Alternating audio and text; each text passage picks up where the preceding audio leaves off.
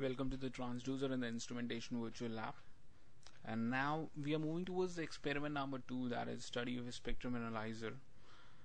Here we have the two options for the signals, that is one we select the periodic signal, and the second one we can select the non-periodic signal.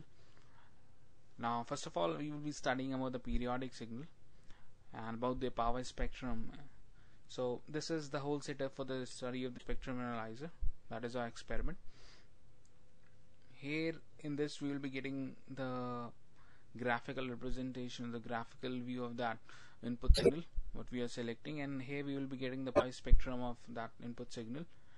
And here the few inputs that you will be giving, that is it depends upon you that what sort of averaging parameters you want to select for the signal and at what averaging parameters you want to have that power spectrum. So in this way you go through your experiment.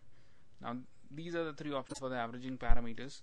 That is, first of all is averaging mode, and the second is the weighing mode, and the third one is the number of averages. So you can select any different things in these three options. That is, for the averaging mode we have got the RMS averaging, peak hold, and the no averaging. For the vector averaging once more, and for the weighing mode we have got the exponential, linear. So they are the two options for the weighing mode, that is exponential and linear. And through this you can select the number of averages. Suppose I make it to 15 to be as the number of averages. So first of all we have to, for starting the experiment, we have to click this run button. As I click this run button, now this is just an indication that now you are ready to perform your experiment. Now for starting your experiment there is a start button. So as I click the start button, you see that LED glows. This is just an indication that now you are doing your experiment. So as I selected the sine wave here, this is, we have got the 3 or 4 options for the different waveforms which you can select. So as the sine wave is being selected, you see that the graphical representation of a sine wave, and that depends upon, you can change the attributes of the sine signal. That is, you can change the frequency and the amplitude. Now suppose if I make it to be 4, so as you make it to 4.73, you see that your signals also changes, the frequency of the signal changes, and you can make your amplitude to be more also. Suppose I make it 5.39 to be as the amplitude input signal. Now corresponding to this input signal and this change, we are getting a pi spectrum here. So this is showing the pi spectrum of the signal, and this is the frequency, and this is it has been shown that this 4.73 this is the frequency of the signal. So in this way we are getting the pi spectrum of the input signal. You can change the signal type, square wave you can have. So this is the square wave of the same frequency and the same amplitude, and we see that here we are getting the pi spectrum. There is a slight change in the pi spectrum when we select the square wave from the sine wave. Now you can select the different averaging modes. Suppose if I make it to, this was for the RMS averaging, and where the weighing mode is also exponential, and the number of averages is also 15. Now you can just change the averaging mode. Suppose I make it to peak hold to be as the averaging mode, and I want to change this weighing mode to the linear. Now as I change this averaging mode and the weighing mode, that is peak hold and linear, so we are getting this pi spectrum. So in this way you understand and you see it also that how the pi spectrum varies as you change the averaging parameters and when you change the input signal. Now suppose you can change or you can vary this frequency. Now you can make it to 7.71. You see that the number of cycles increases as you change the frequency here, because frequency is the number of cycles per second. And you can also change the amplitude. Suppose now you can make it to 9.43. In this way you change the attributes of the signal of your input signal, that is frequency and amplitude, and corresponding to your change you are getting a pi spectrum here. So you get the pi spectrum for, but this pi spectrum was for the periodic signal, and you can also go for some other example also. Suppose I want to have the sawtooth. Now you see, as you select the sawtooth, the input signal starts showing you the sawtooth signal, that is a graphical representation of a sawtooth wave. that is, as the time passes, this signal is also moving. You can see it for the same frequency and the same amplitude, and the corresponding to that input signal, we are again getting a pi spectrum. You can copy this pi spectrum and you can go through this pi spectrum. You can have a lot of knowledge through this pi spectrum about the frequency. This is a time domain signal and this is the frequency domain signal of this, and through this you can select the averaging parameters also. Suppose you can change the averaging mode to be again as a no averaging. As you make it to the no averaging, you see that there the number of peaks increases here. Whether this is the main lobe, that is the main frequency, that is you have 9.43 as it has been represented here also, and these are the, you can say to be the noises here in the signals, or some other things are there which are corresponding, because you have make it a non-averaging, you have selected no averaging mode, so these are rises. Averaging is a process of filtering, so here you selected as no averaging. This means that you haven't filtered your signal, and that's why we are getting the a major component of the frequency and some other frequencies also as per the signal.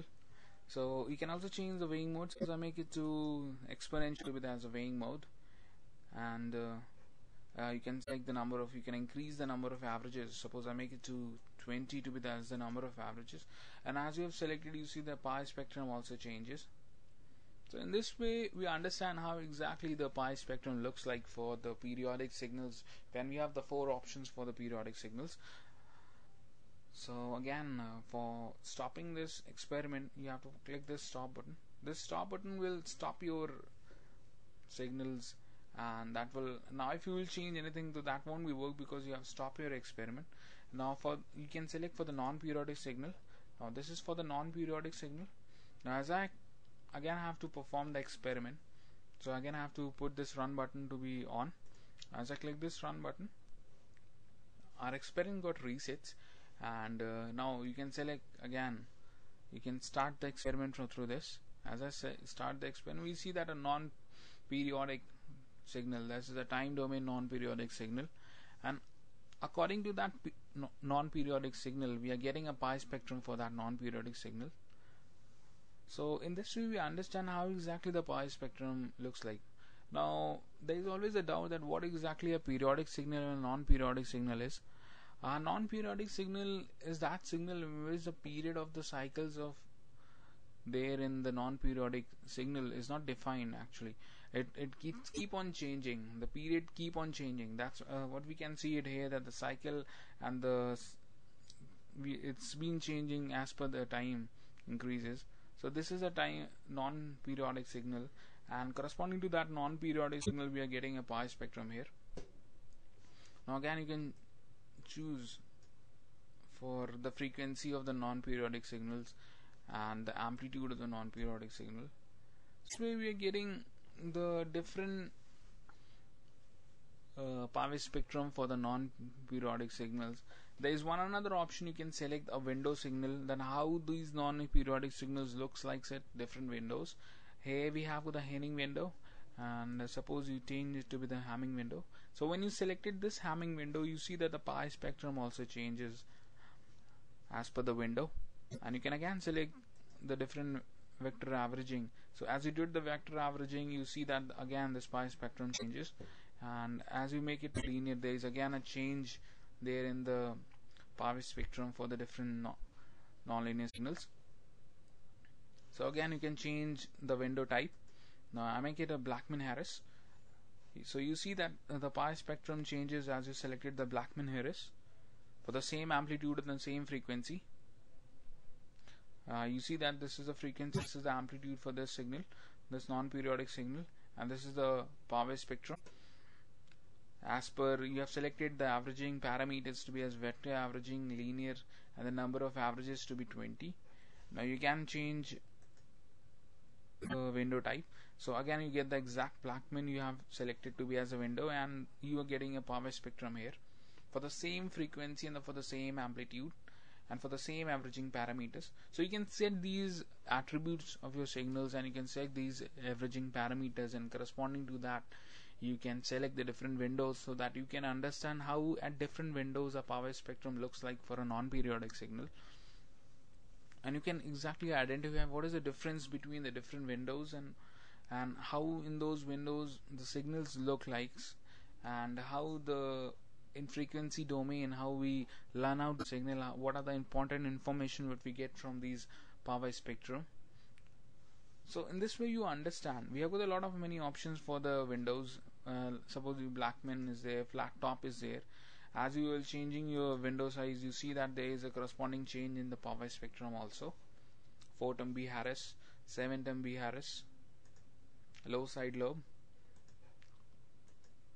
So in this way we have a lot of many options for the window, and so you can perform the experiment and you can go through about the different windows. You can go through the documentation part of this experiment, and you can perform the experiment any number of times as you want, and you can learn out and you can clear out, because most of the time the doubts are always there when we deal it with the power spectrum, when we deal it with the windows.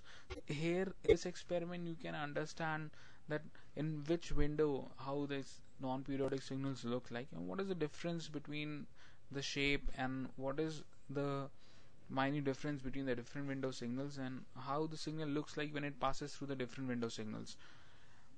And for the different averaging parameters also, you can select the different averaging parameters also. So in this way we learn about the non-periodic signal and the periodic signals, where we have got for periodic signal we have a lot of many options. You have gone through those options. You can select the frequency, amplitude, and the averaging parameters. So I hope that your basics are being clear after listening this audio tutorial for regarding the periodic and the non-periodic signals regarding the spectrum analyzer. So spectrum analyzer has got lot of many advantages for learning of the power spectrum, for learning about the frequencies at different parameters, at different modes. So in this way we learn about the averaging parameters. So averaging parameters and the weighing mode and the number of averages. In the last I like to conclude that suppose if you don't understand the experiment even now, so there is a procedure is there, and you can go through this procedure step by steps, and you can perform the experiment any number of times as you want, and you can clear your doubts. And in this way you understand about the spectrum analyzers, that how they are exactly used and what is the purpose of those spectrum analyzer. So once you are over with your experiment, there is a stop button. As I click this stop button, now I'll see that red LED is being glown. This is the signal. This is just an indication which will tell that now your experiment is over. You can copy your data from here. And the same way, if you want this signals for power spectrum, you can again copy this. So in this way you learn about the different signals, how the signals looks like, how their waveform look like, how their power spectrum look like, and how they looks like for the different averaging parameters. So in the last I like to conclude, and I like to say you thanks for listening this audio tutorial, and I hope up till now you would have cleared your doubt regarding the power spectrums for the different signals. So thanks one again.